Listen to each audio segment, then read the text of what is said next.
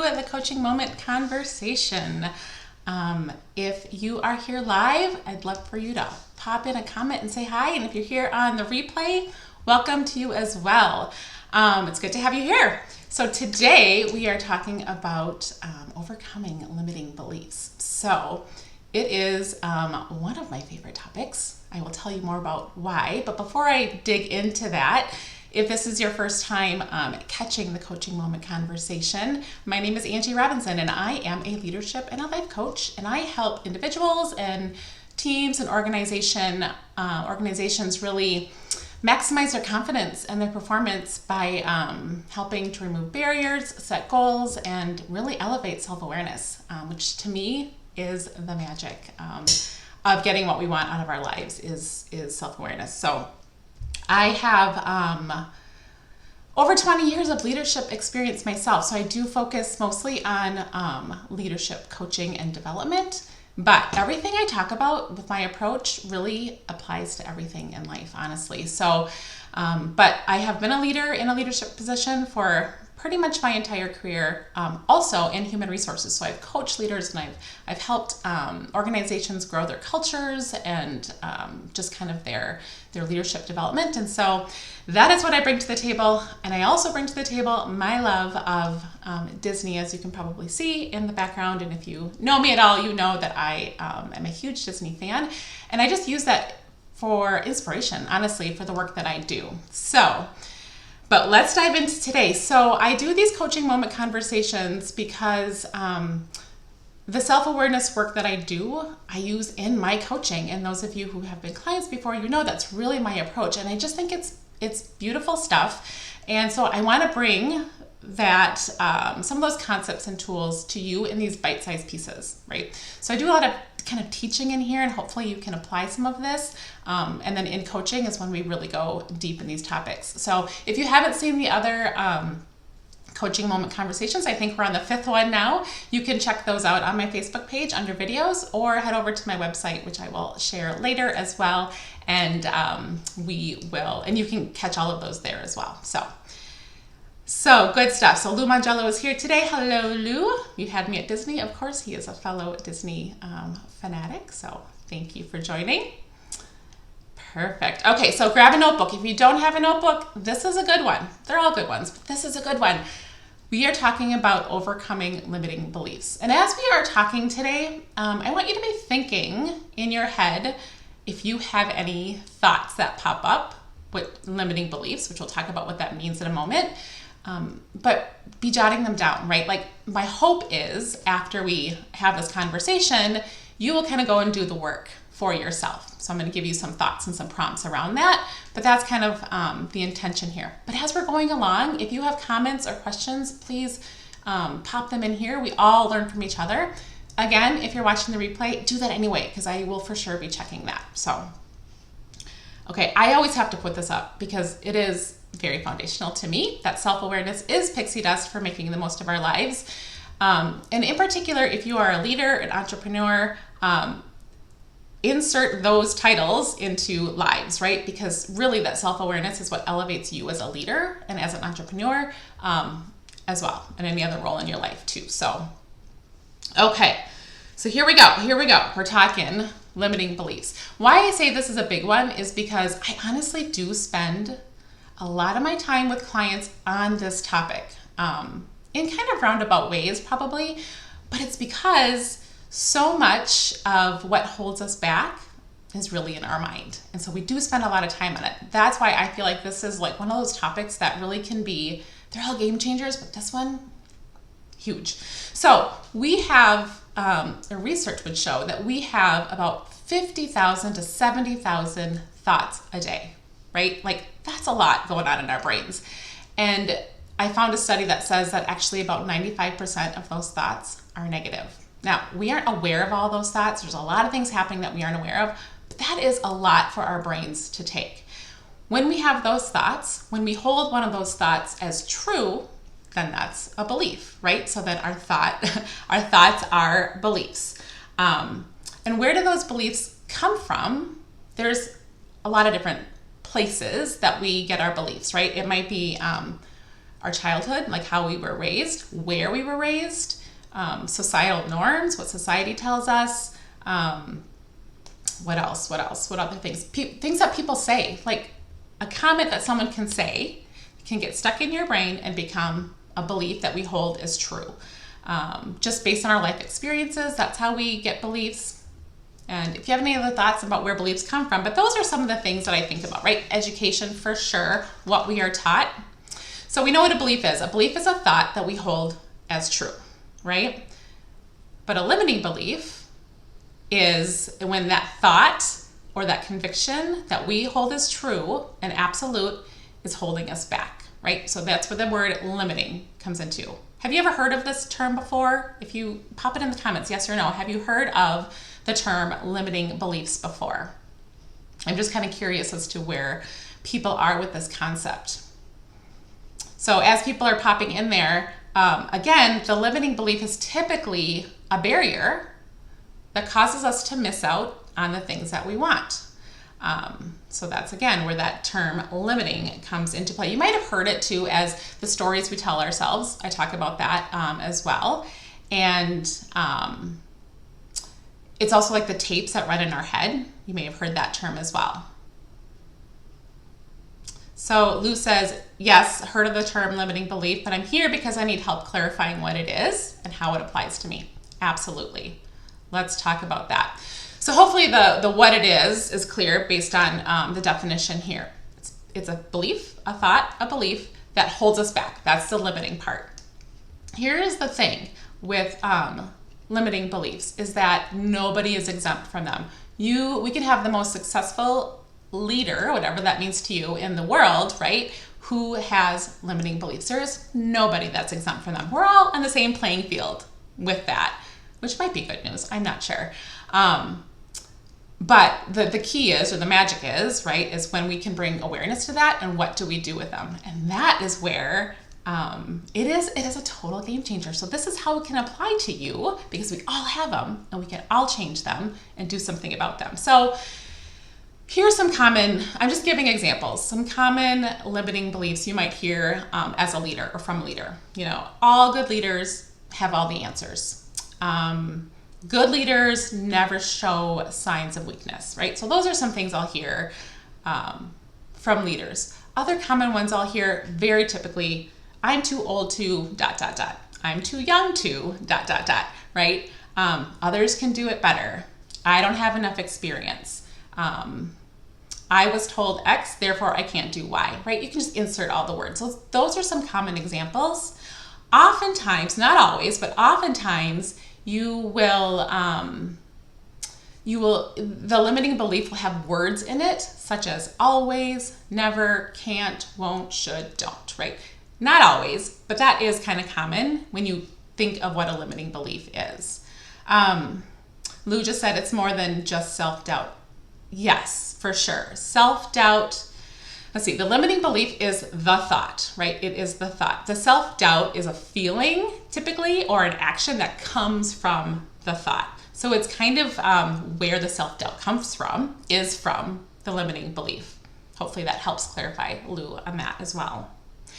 I want to show you this. I am not going to spend time on it at this point. This could be a whole nother session or teaching on its own, but this is called the model, and this is what I use to do a lot of my coaching. You may have heard this concept before in different terms, but basically what I want to show you, if you look at the T, what's called the T line, the thoughts, that is where our beliefs go. Thoughts are beliefs, and then we have limiting beliefs, right? So that would be there in the T line, the thought. All of our thoughts create our feelings. So what we think about something creates a feeling within us. It's from that feeling that drives our actions or inactions, what we do or we don't do, which creates our results. It is quite amazing, right? So if I'm having a thought that, let's pick one here. I'll never be as good as, I'm going to pick on you, Lou. I'll never be as good as Lou Mangello at presenting. Okay, let's just use that as my limiting belief, right? I believe it's true in this example. I'm holding it to my core. That thought of I will never be as good as Lou in presenting might make me feel defeated, right? Or deflated. And so from that feeling of defeated, what actions or inactions will I take? I might kind of stall out. I might spend way too much time searching online on how to be a better presenter, how to be like Lou, right? I might get kind of caught up in a hamster wheel. I might decide not to do any presenting at all anymore because I'm never going to be as good, right? So I'm going to take the actions and inactions. What is going to happen as a result? I will never be as good as Lou because I'm not doing anything to get better, right? Or I'm comparing. So our results always give us evidence for the thought. I will never be as good as Lou. My result is I'm not taking action to be better. Therefore, I am giving evidence to the thought.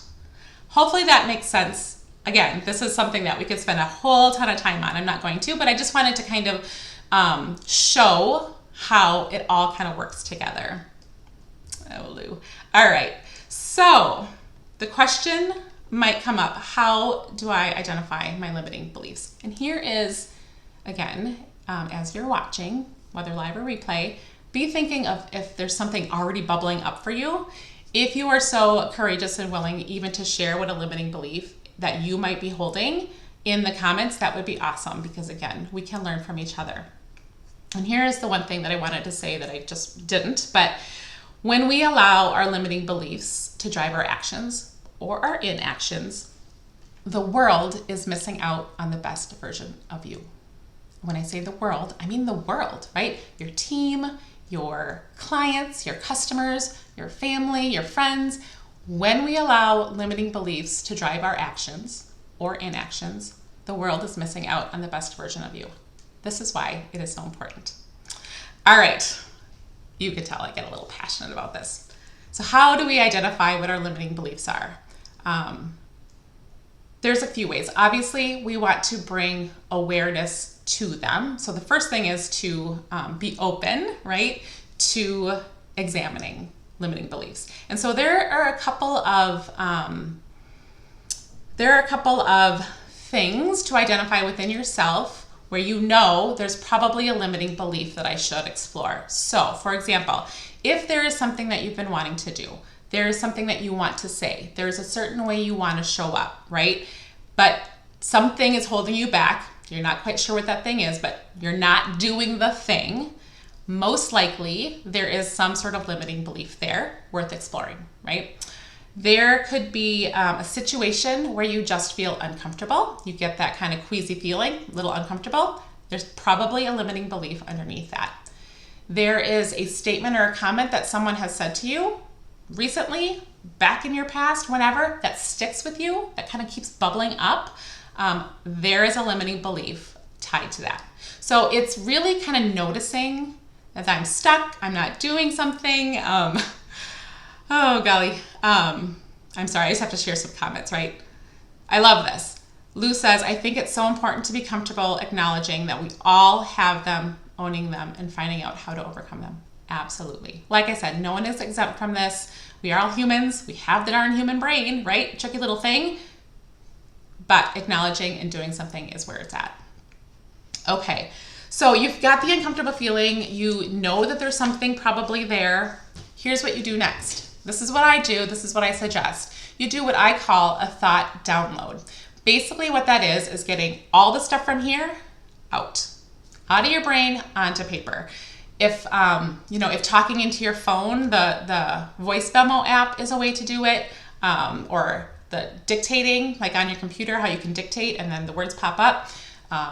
Somehow getting them out of here onto paper is what's called a thought download. And you just brain dump every thought I'm having about this. I'm uncomfortable. I'm nervous to, okay, I'm going to use the presenting thing again, right? I'm nervous to present. I don't want to do it. There's something holding me back. I'm going to just write down everything that's going on in my brain about it. It doesn't have to make sense. It doesn't have to be neat. It's just getting it all out there. Once you do that, you can kind of go back and read it and you can pick out the thoughts that you've written down that are probably limiting beliefs, and you'll recognize them. You'll definitely recognize them. So that is what I suggest as a way to identify what is a limiting belief. You might have a lot of them. I do suggest that you just kind of pick out the one or two that are really kind of rising to the top, because you don't want to get overwhelmed with all of that, right? And judgy on yourself. So You want to just kind of pick out the one or two. When I do this in coaching, oftentimes my client will just kind of be speaking, telling me all the things, and I'm able to kind of pull out the ones that really are, you can tell, are bubbling up. So what's coming up for you if you are here live? Any confusion on that or thoughts on that? Does that make sense from an exercise standpoint on how to identify your limiting beliefs? Hopefully that does. I'm going to give you a couple of personal examples. I know I used the Lou example, but it's kind of true from a presentation standpoint. Like, I've been doing workshops and facilitating for over 20 years at this point. I get nervous all the time. And when I identified what my limiting beliefs were, or what they are, right? Because this is an evolution. It is, it has been things like people don't want to hear what I have to say, or other people do this better. Like, it's been those kinds of things. And that is, I was able to come to that conclusion based on the discomfort is a better word, the discomfort I would feel prepping to present. Okay. Here's another example of a statement that somebody told me that I then made it mean something and held it true. I was a vice president of human resources, helping to grow an organization, had an awesome, great size team.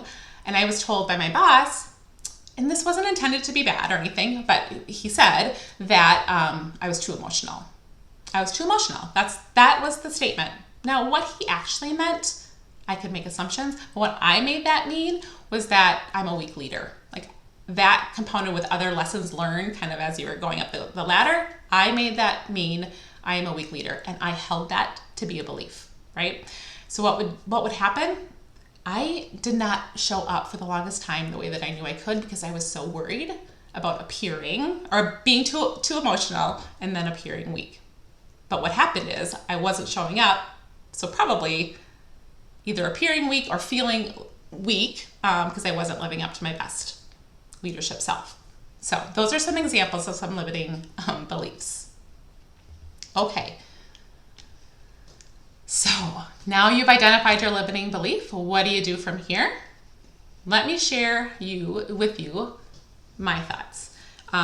If you've ever done something like this before, you might have different thoughts. Some of these you might be like, "Ooh, I'm not so into that," but here's kind of the things that I think will help you now overcome the limiting belief. Number one, and you'll see this in all of my coaching moment conversations, every topic, this is usually the first thing that I say, is to get curious. Curiosity is amazing for so many things, and in this as well. So get curious, ask yourself questions. So I have my limiting belief. Ask, is this really true? What might somebody else think about this statement? Do they think it's true? What if I'm wrong? What if I am wrong? Like, just start asking those challenging questions. What will start to happen most likely is it'll start to deflate the belief a little bit, right? When we hold something so true, it is big. It is, we know this is actually true. And then we start to challenge a little bit, and it kind of minimizes that a little bit. It doesn't erase it, but it starts to deflate the enormity of it somewhat. So get curious.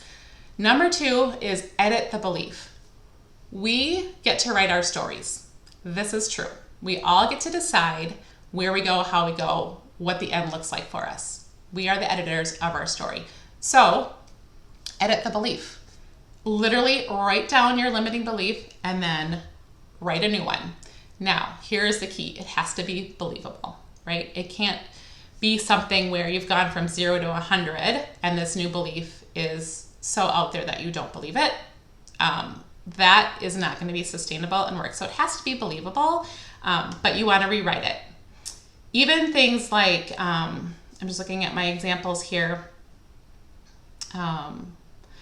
With the, you are too emotional. I could be like, too emotional isn't a thing. Or I'm a human. Humans have emotions. Like, I could be pretty matter of fact like that. I could say, my emotions help me be a stronger leader. Now, at the time, I might not have believed that. I do now. But at the time, I couldn't go to that. Like, my emotions help me be stronger. I didn't believe that. So then you can do what we call a ladder thought, like I am becoming a person who believes that my emotions will make me stronger, right? Something believable is key here. Make it visible. Sticky notes. I have sticky notes everywhere. I love sticky notes, but putting sticky notes with the new belief, make it visible. You could do a reminder on your phone where it gives you a reminder, once an hour or whatever it is that has that new belief on it. You do a picture and make it your screensaver. There's so many ways that you can make it visible, but making it visible really is helpful to get it kind of ingrained in your brain. I'm going to see what Lou said here.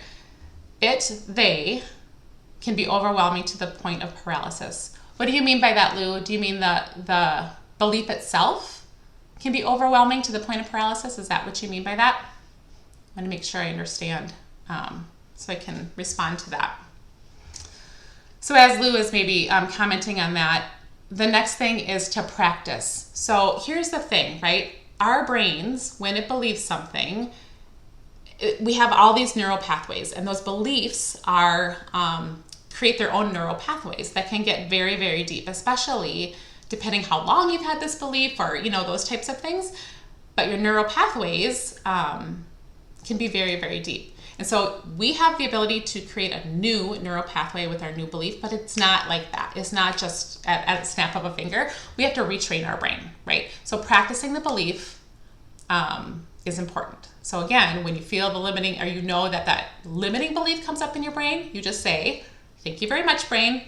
Not today. I have this new one, and you just keep practicing it. Okay. The more practice that you do, the more belief you'll have in it, right? Which is the next one, is to believe. If you don't actually believe the new belief at some point, it's all for naught. So how do you know when you are in belief? Your actions will reflect it, and your results will reflect it as well, right? That's kind of your litmus test.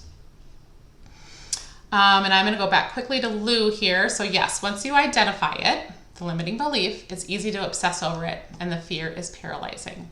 Ooh, that is good. This is where you need a coach, right, to help with that, because it's a very good point. We're spending 30 minutes. I'm like spewing all the stuff at you right now. The work, however, takes time, and you can obsess or get overwhelmed, which is a little bit why I say just kind of focus on one and do the work and do the practice. Because if you really start to think about, oh my God, I have all these limiting beliefs, that's not going to be helpful at all. So just kind of pick the one that is holding you back from something, and that's where the work begins. And the last thing is to look for evidence. So again, when you start to practice this new belief and you actually are believing it, you will start to see evidence for it to be true. It might take you looking for the evidence to start with, but you will start to see it. We always find evidence for the thoughts that we're thinking. Test it. I'm telling you, it is true. Test it. It's amazing. Okay, so that is a lot. Let's get another question here. Is it better to focus on the easiest one, right, which is subjective, so that's why he has it in quotes, to overcome, to check it off the list, or the biggest one to overcome? I can't answer that question. Here's what I would say. Only you can answer that question. What is the one? Okay, let me take that back. That's a really good question. I say focus on the one that is bubbling up the most. So whether that's easiest or biggest, who knows? It could be either, it could be neither. But I say the one that's bubbling up the most. Now, if you want to just test the waters a little bit, sure, you could pick an easy one. Something like, okay, this is me. Working from home every day, in the pantry, way too much. My limiting belief is I am not somebody who cannot stay out of the pantry. It is I need my afternoon snack or whatever, right? Like that is a belief. Coffee, I have to have my coffee in the day. Maybe I want to test that and be like, maybe that's not true. Maybe I don't need to have a coffee addiction. Maybe I can, minimize that a little bit. And then maybe I test it out. Maybe I write a new belief on that. I am somebody who doesn't need to have 3 cups of coffee a day. Do I believe that right now? I do not. But maybe I test it out, right? So that not very harmful to me. It's something that might be kind of easy if you want to kind of test the waters.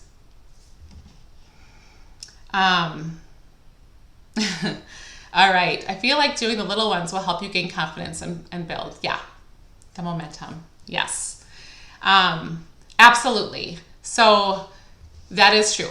It is individual. That's why I don't want to say do this instead of this, because it has to feel right for you. But yeah, my example of like the coffee thing or the snacks, if that helps build confidence in this, absolutely. And always know you don't have to go it alone. There are people, coaches, friends, whoever, that are here to partner with you and help you. So good. So I want to just throw out a couple of reminders as we do this. Number one is all thoughts are optional. Do you believe that to be true? It is true. We often have thoughts that we hold as true. We believe them, but they're all optional. And that is where the true work comes in, when we start to realize that I don't have to think that. I don't have to think being emotional makes me a weak leader. That's an option, right? So all thoughts are optional. Give yourself grace. And this kind of addresses what Lou was saying about you can get overwhelmed and paralyzed through this. Give yourself grace and don't judge. Here's what our brains like to do. Oh my gosh, why was I thinking that? I am such a loser. How could I even ever have thought that? Or, whatever. We judge ourselves so much. Don't do that. It's not helpful. It doesn't serve you at all. So give yourself grace. Watch the judgment. Practice patience, like I've already said. Doing this kind of limiting belief work does take time. It is worth every second, but it takes time. So just practice patience.